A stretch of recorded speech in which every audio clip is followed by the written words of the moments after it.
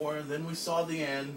You know, it was good to watch. And then the last part where Hulk Hogan would take the championship, give it to the Ultimate Warrior, and basically passing the torch to the Ultimate Warrior. And that was truly a great wrestling moment to watch. Although we did know that the match was not going to last as long as it did, or the Ultimate Warrior's reign as champion would not last as long as it did, but nonetheless, it happened at WrestleMania 6 and so forth. Then the career versus career match, Macho Man Randy Savage versus the Ultimate Warrior, that was a classic match itself. And then this one in particular, WrestleMania 8, and I know my boy George probably knows this match very well in particular. The Macho Man Randy Savage against the Nature Boy Ric Flair, who would make his debut as a WWF champion. This match, Ric Flair versus the Macho Man, would not only make headlines in the wrestling world, it made headlines all over the world. I mean, everyone made a big deal about Hulk Hogan retiring from the WWE, which didn't last anyway. But they all made a big deal about Macho Man versus Ric Flair. It made headlines all over the world. I remember watching Channel 3 as a kid. I didn't see WrestleMania, but I remember watching the news where they were talking about WrestleMania 8. And they were all talking about Ric Flair versus Macho Man. One of the greatest WrestleMania matches of all time. Two legendary icons facing off for the most coveted trophy of them all. That was cool. And then, well, there was one part that I skipped, which we're going to get into right now. WrestleMania 7, the debut, the beginning of the streak. And you know the streak I'm talking about. We know The Undertaker will face off against Triple H at WrestleMania 28, Hell in a Cell. But long before that, there was the Superfly, Jimmy Snuka, at WrestleMania 7. Remember that? The streak was the most important element in WrestleMania. The streak began with the Superfly. And then we're gonna pass all the other WrestleManias here. We go with the Superfly. And then he gets beat. Jake the Snake Roberts gets beat. The Giant Gonzalez, he gets beat. King Kong Bundy. Kevin Nash. I believe, let's see, Sid Vicious. There's a list of many. I could name them all, but there has been 19 victims at WrestleMania for The Undertaker. Will he make it 20-0 at WrestleMania 28, or will, for the first time in his career, will it be 19-1? Will that happen? Man, all I know is it just gives me shivers up and down my spine just thinking about it right now. But what else gives me shivers up and down my spine? One of the greatest matches of all time to me was the Iron Man match at WrestleMania 12. Remember that match? Bret Hart.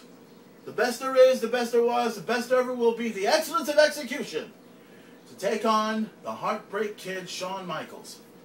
These two went at it in an Iron Man match for the WWE Championship, which lasted over an hour. Nobody had a pinfall, a submission of any kind. But we know what happened in the end, which consequently it brought a lot of controversy and everything else like that. We know what happened. The match lasted 60 minutes, but there was about 2 more minutes left on the clock for them to finish it off. So we know what happened. Shawn Michaels wins the match, becomes the WWE champion. If you guys have seen the DVD with Shawn Michaels versus Bret Hart, there was a lot of more insight to that match. I mean, a lot of people actually thought that Shawn Michaels and Bret Hart actually hated each other, which in reality, they really didn't, you know, at that particular point in time, but, you know, we know what happens further out and so forth. Now, for years, WrestleMania has been such a big deal, especially when it comes to the celebrities. There were a lot of celebrities that were involved in WrestleMania, and I'm sure there's going to be a lot more involved in this WrestleMania, a lot of more celebrities.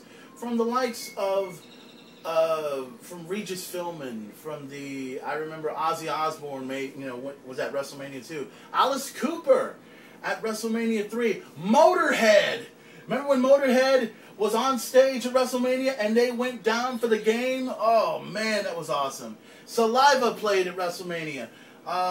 Drowning Pool played at WrestleMania. Oh, speaking of that particular WrestleMania, Icon versus Icon, The Rock versus Hulk Hogan.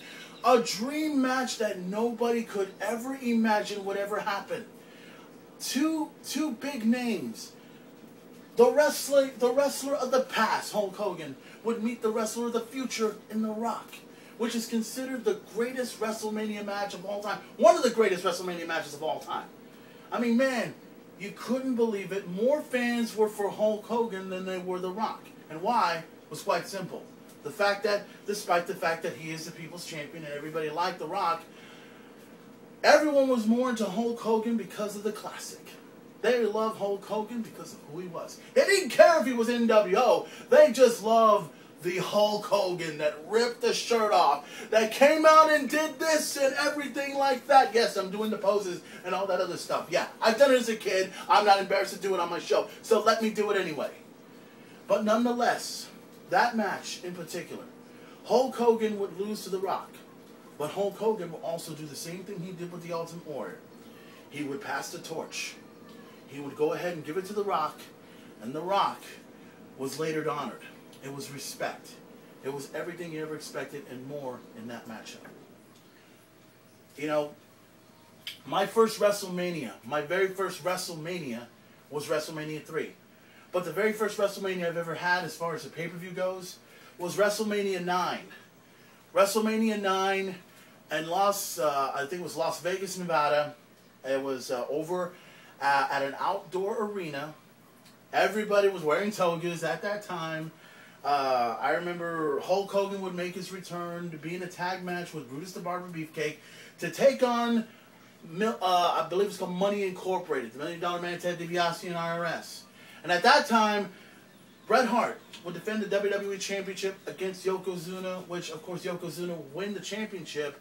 But there was some controversy in the end. If you remember, Hulk Hogan had shown up over there to say something and try to get Bret Hart out of the way. And then Mr. Fuji, the manager of the late, great Yokozuna, would come in and challenge Hulk Hogan.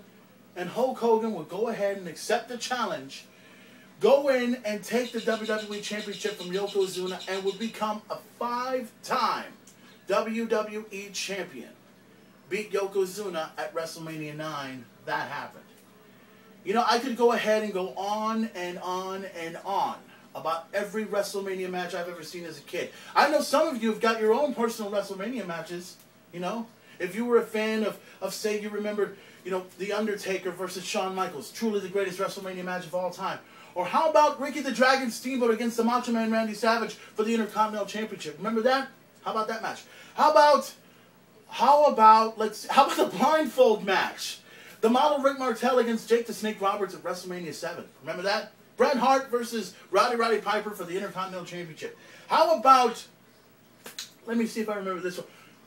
This one is not really a particular favorite, but I know some people probably remember this one. It was Mr. McMahon and Donald Trump. Remember that? Donald Trump had Bobby Lashley, and then I believe Mr. McMahon would have Umaga, the late Umaga, and Stone Cold would be the referee. Whoever wins gets their head shaved. Remember that? And speaking of Stone Cold, who could ever forget the great WrestleMania match he had with Bret Hart at WrestleMania 13? I believe it was called the submission match. And that match right there made Stone Cold Steve Austin. Forget about the fact that he won the WWE Championship against Shawn Michaels at WrestleMania 14. This match in particular made him. Remember when he was caught in the sharpshooter? Ken Shamrock, the UFC fighter, was a special guest referee at that time. He had him in the sharpshooter. Stone Cold was bleeding from the head. They both had a kick-ass match, but Stone Cold was not going to quit. Stone Cold was not going to tap out. Stone Cold was not going to quit under any circumstances. And even though he almost got out, he got back in the sharpshooter. He passed out through the pain. He didn't say I quit. He didn't tap out. Bret Hart may have won that match against Stone Cold Steve Austin at WrestleMania 13.